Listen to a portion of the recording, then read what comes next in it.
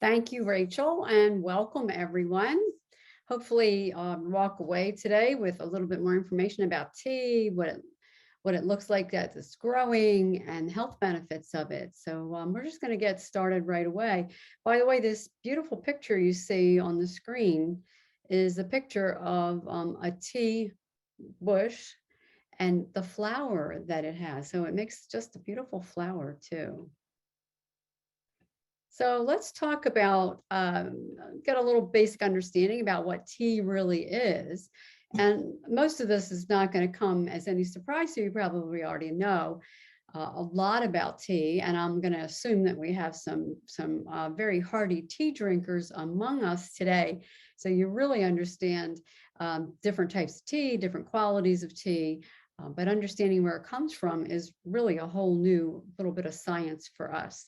So obviously, tea is when we take these leaves or even the buds sometimes, and we basically steep them in a very hot water, and the flavor within the plant, the leaves or the flowers, come out into the water, and we have something that tastes really good, and that's our tea.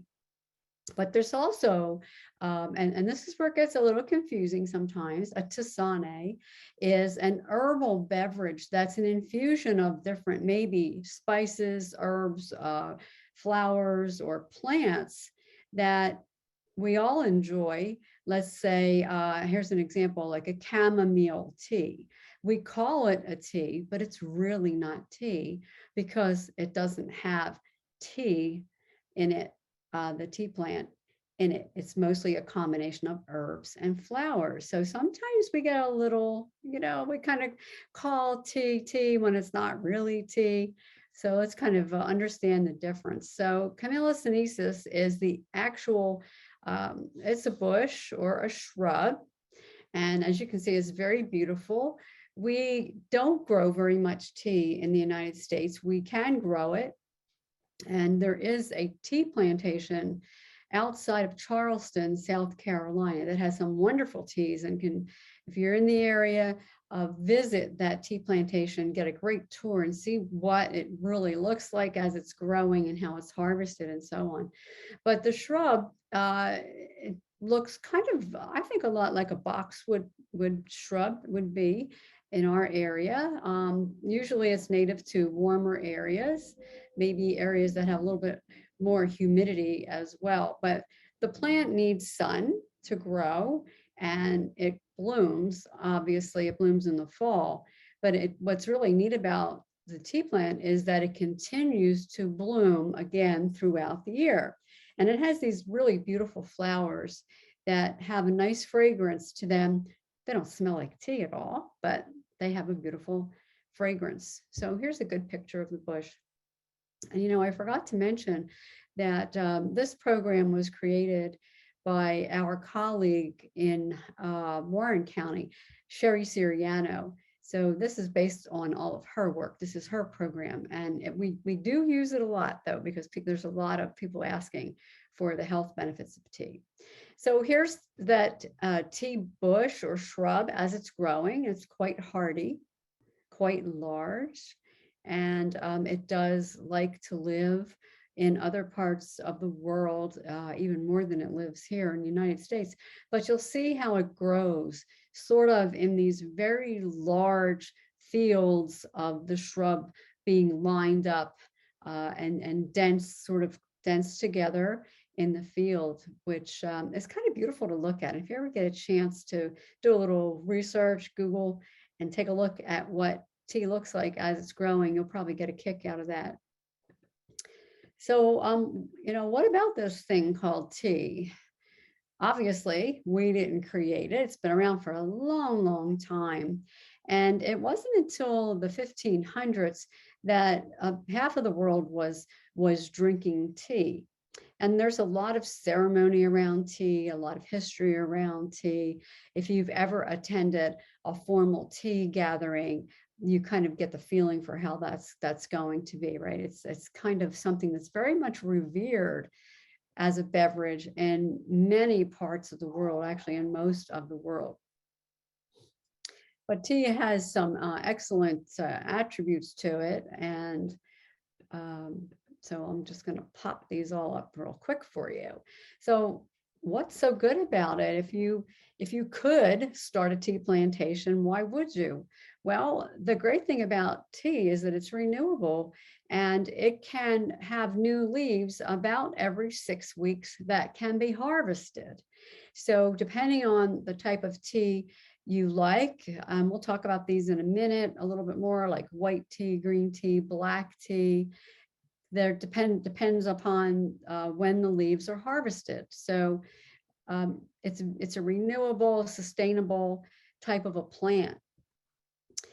It grows really great in many climates, and you need very, very small amounts of it to create that wonderful cup of tea that you really like. So when you see that field with millions of tea bushes there, or tea shrubs, you can imagine the amount of tea that would be harvested there.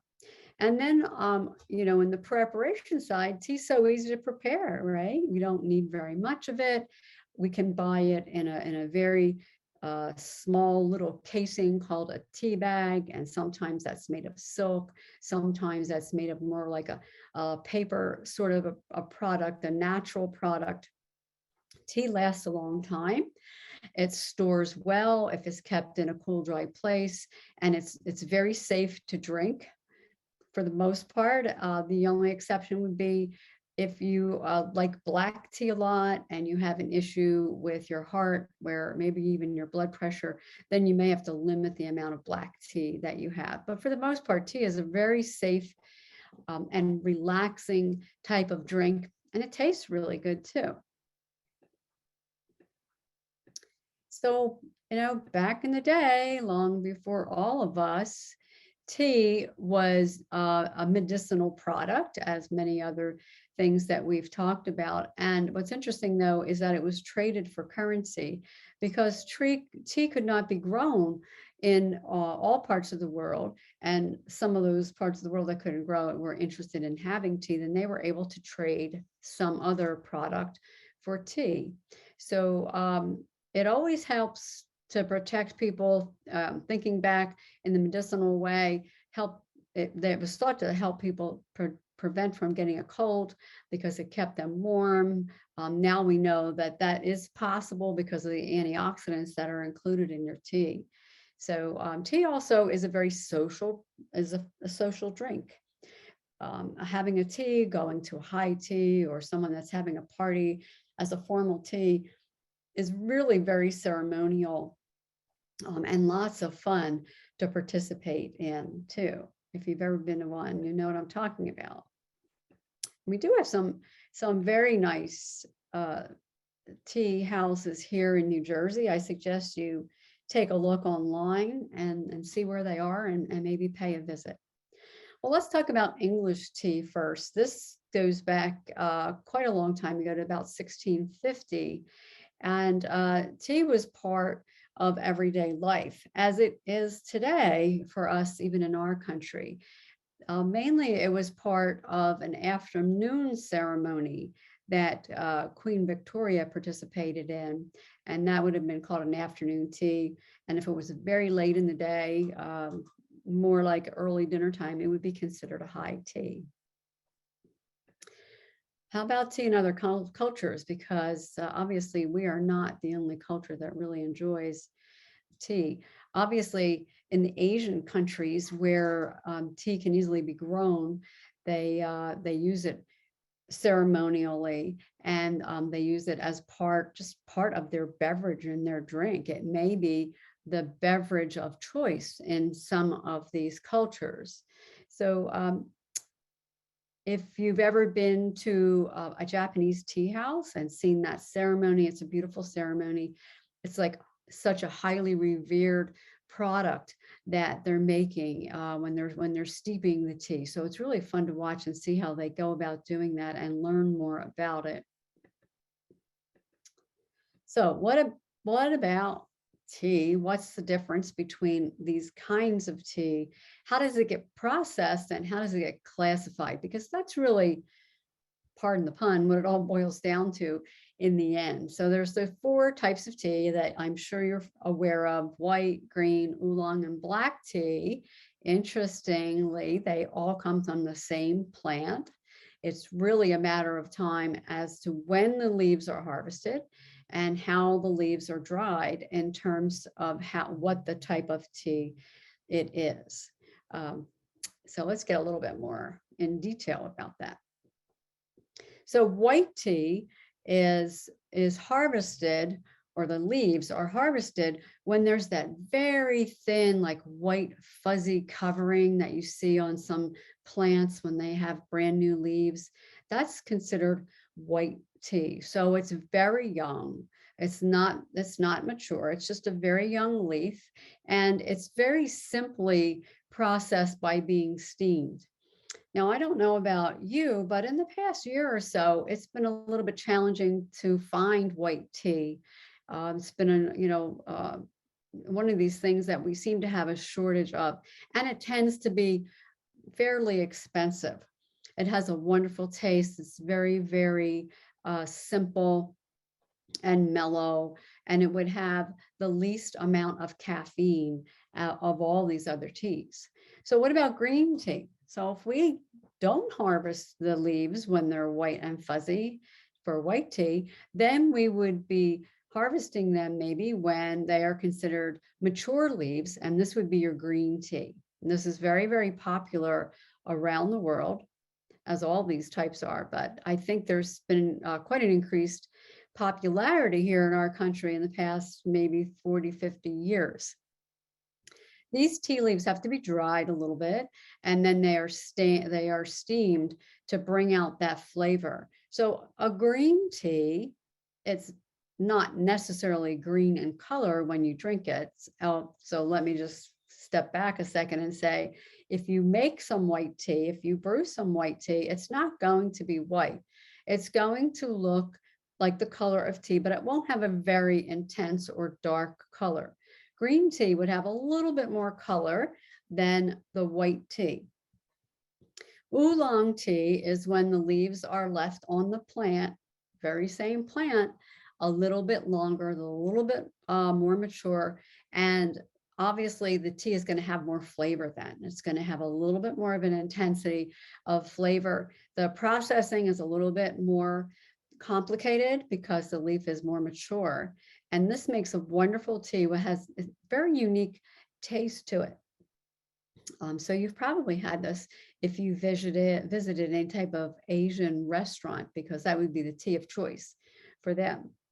Black tea is, again, same plant. This is a very mature leaf, and it goes through a process that's pretty much like the oolong tea processing. This is the tea that will have a strong, intense flavor.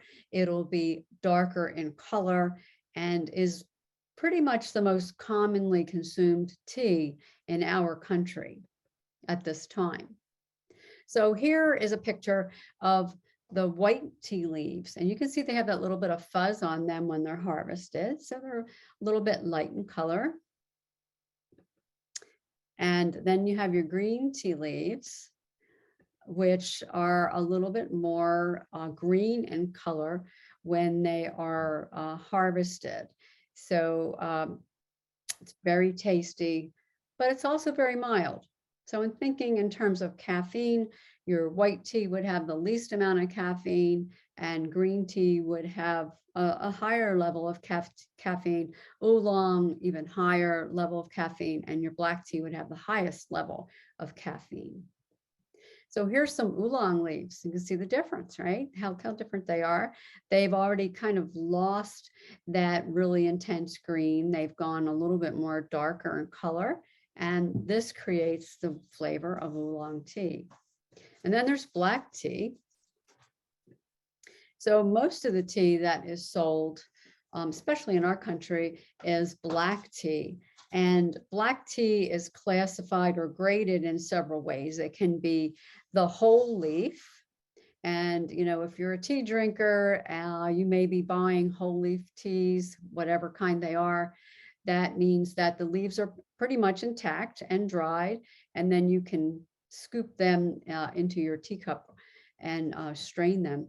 Broken leaves are a little bit more popular, though, with some people.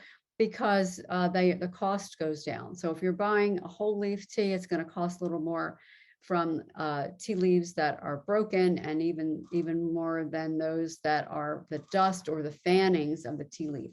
If you're buying your tea in a tea bag, then you're probably getting a pretty much a combination of dust and fannings of tea. So there may be some little pieces in there, but it's pretty, very, very fine, let's say. So here we can see all 4 types of tea together in the various stages and what that would look like.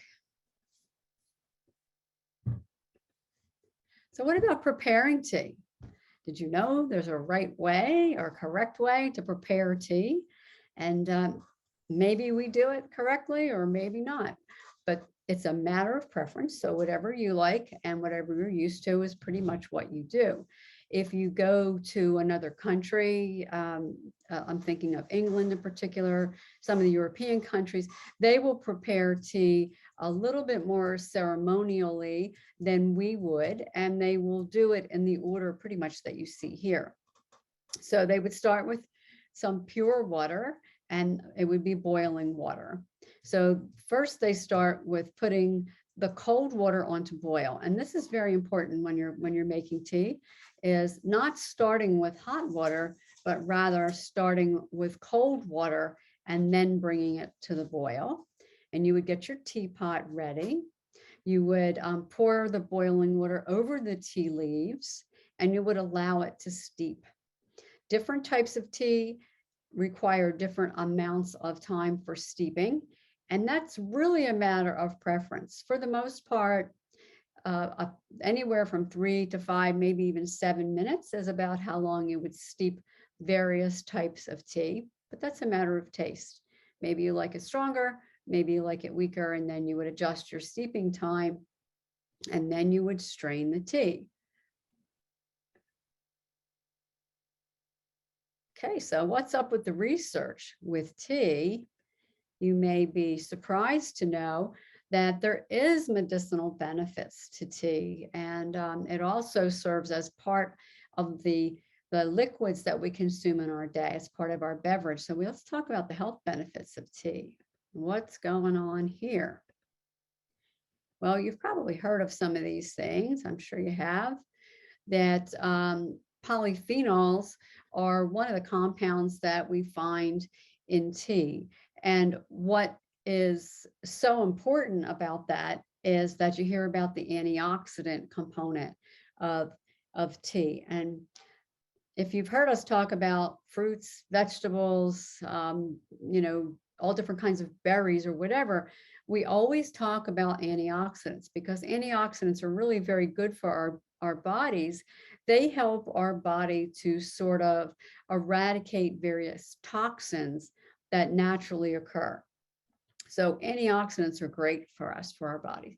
There is nutritional value to tea, and we'll look at that. There is some protective qualities to it. And also it's known to help to increase the immune system. And I know we're all interested in that. So what are the health benefits? Well, it's pretty interesting that they're looking at the health benefits in terms of cancer, in terms of cancer treatment, and also in terms of cancer prevention. So, tea does have a lot of health benefits too, right? Look at cardiovascular disease, maybe Alzheimer's, Parkinson's, diabetes. This is really where the core of the research is now in terms of tea. And there's lots of research saying that tea can really help in the prevention of and sometimes the treatment of some various diseases. So let's kind of just talk about tea and cancer first. Of course, most studies start with animal studies, and then they progress into studies with humans, with people, and they found that there is a protective component because of the antioxidants. And because of that, it does help to destroy, in some cases, some cancer cells. So, this is not a cure-all though, but the research is starting to point in that direction that tea can help to prevent cancer and also to help in the treatments of it too. So what kind of cancers are we talking about? We're talking about stomach, colon, breast, ovarian, and prostate cancer. So again, it's not a cure-all, so don't look at it in that respect.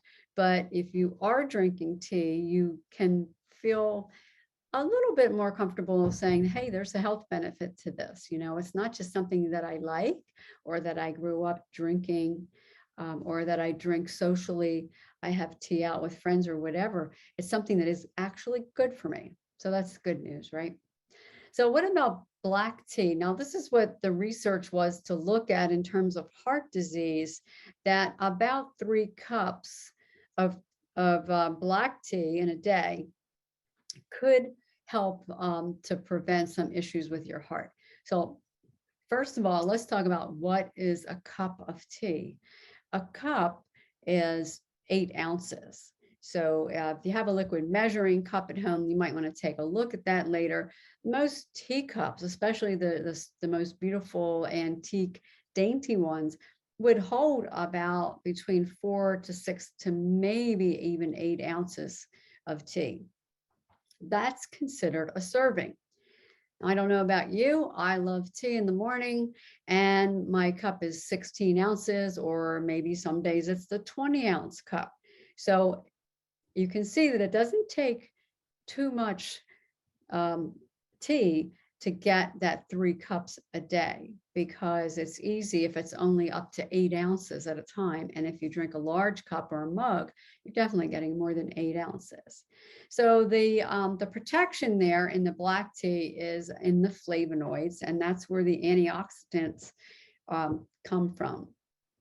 But there is some inconsistent data there in terms of the black tea, and it may depend on how the tea was processed, the how old the tea is or whatever.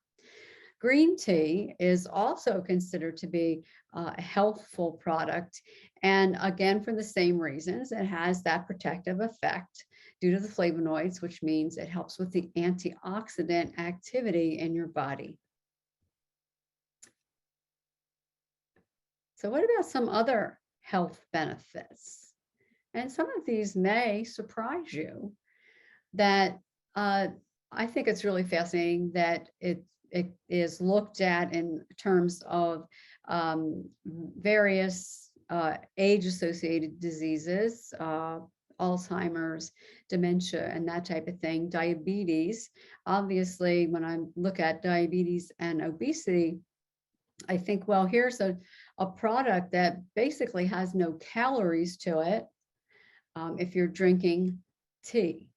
So like when we talk about coffee and some other things, it's what you put into it that is what creates the calories. So if you drink your tea with a little bit of honey in it or whatever, sugar, then you're adding some more, you're adding sugar to it. If you're putting lots of other flavorings in it, just like with coffee, you're adding a lot of extra calories too.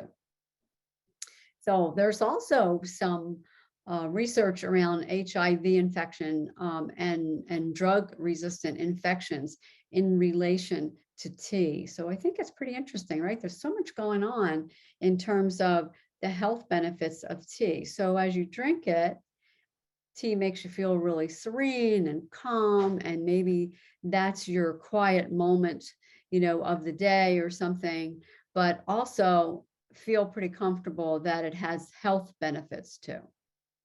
Now, people always ask, okay, which one's better? Is it the green tea or is it the black tea? Well, more people consume black tea. And I would say in our country, the main reason for that is that, it's kind of passed down generation to generation, like that's the kind of tea you maybe have in your house all the time. But also, most iced teas are made from black tea. So I'm pretty confident that that's why our number of consumption of black tea is so much higher than green tea. although green tea consumption has increased over the years. So you can see the differences there. So the flavonoids, the antioxidant benefits are pretty much the same in both green and black tea, and the health benefits are pretty comparable. So it's a matter of choice. It's a matter of your own personal taste and what you like. And maybe the tea you grew up with in your home, you know, over the years. I remember when I was a kid that my grandparents had tea, and it was just kind of like a normal thing. If when company came over, they offered you coffee or tea, so it was part of the day. Okay, what about the nutrient value of tea? Well, it gives you some energy. Energy in terms of the caffeine value of the tea. So energy like in the morning, you know, to kind of get you up and moving for the day. If you are caffeine sensitive, then you need to be very concerned about that energy in terms of what point in the day that you're drinking your tea. So think about that. So we have some nutrients, magnesium, phosphorus, potassium, sodium, and folate that are the nutrients that are found in all different types of tea. So these are good nutrients. We need these nutrients as part of our day. Caffeine. Now this is, you know, it has a good side and maybe not such a good side. If you're caffeine sensitive, I can relate to that. And you need to be careful about when you're having your tea and how much you're having. But let's look at the amount of caffeine that would be in 8 ounces of tea, because that's a serving of tea. You see that that compared to coffee. So 47 milligrams compared to 95 milligrams in coffee. So there's a big difference in the caffeine content of tea.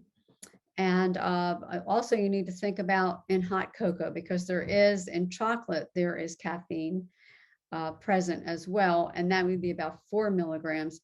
However, in a cola beverage, and it doesn't necessarily have to even be a cola, and some orange sodas and other various kinds of sodas, there could be as much as 29 milligrams of caffeine in that serving, or in a 12-ounce serving. So that's something to think about as well. So what about decaffeinated tea? Maybe you're a big fan of decaffeinated tea, because that does help to keep the caffeine amount down. It does. Tea, and just like coffee, it can be decaffeinated. And the way it is decaffeinated is sort of like a little bit of a chemical process for that to happen. It's a very brief process, and it helps to reduce the caffeine. When caffeine is reduced in these products, usually it's about 95%, between 90 and 95% caffeine or decaffeinated, caffeine free. So that means there is still caffeine in your decaffeinated products. So keep that in mind too. If you're not sure, you're out to eat or something, you know, maybe you want to try a decaffeinated product and see if you like it. It shouldn't have any taste difference. The caffeine content would be different, but the taste should not be different. So this little picture that you may have seen before basically shows you the types of liquids that you should have in a day compared one to the other. So these are the health benefits. Obviously, water should be your beverage of choice for the day. So as you're going through the day, your drinks of water are the thing that you need the most. Your body needs water to prevent dehydration. If you have about 3 cups of that black tea a day, you can see that that's kind of in there, and green tea could be in there as well. And then you would have a lesser amount of your low fat, different types of milks. Your fruit juices would be even less because of the sugar content. Alcohol and beer, you can see that little tiny line in there, should be a very small amount of your day. So just to get an idea, unsweetened tea would be the second choice of your day. But like all research, we need more research on this. More studies are needed to actually prove this all out. So this is an old Chinese poem that maybe is very appropriate these days, trying to be mindful and calm. When I drink tea, I am conscious of peace. The cool breath of heaven rises in my sleeves and blows away my cares, blows my cares away. This is an opportunity to have those few minutes of calm when you're drinking